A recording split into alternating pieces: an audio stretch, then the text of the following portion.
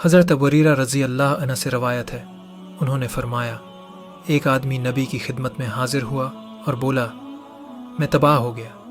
آپ نے فرمایا، تو کیسے تباہ ہو گیا؟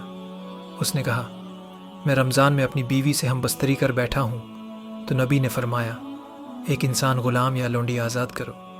اس نے کہا، میرے پاس غلام خریدنے کے لیے مال نہیں۔ آپ نے فرمایا، مسلسل 2 ماہ روزے رکھ لو۔ اس نے کہا، مجھ میں اس کی طاقت نہیں۔ آپ نے فرمایا، 60 مسکینوں کو کھانا کھلا دو۔ اس نے کہا، میرے پاس اتنا مال بھی نہیں۔ آپ نے فرمایا، بیٹھ جاؤ۔ تو وہ بیٹھ گیا۔ اسی اسنا میں آپ کی خدمت میں کھجوروں کا ایک ٹکڑا لایا گیا جسے عرق کہا جاتا ہے۔ آپ نے فرمایا، جاؤ، یہ صدقہ کر دو۔ اس نے کہا، اللہ کے رسول، قسم ہے اس ذات کی جس نے آپ کو حق دے کر مبعوث فرمایا، مدینے میں دونوں پتھریلے علاقوں کے درمیان کوئی گھرانہ ہم سے زیادہ اس کا ضرورت مند نہیں۔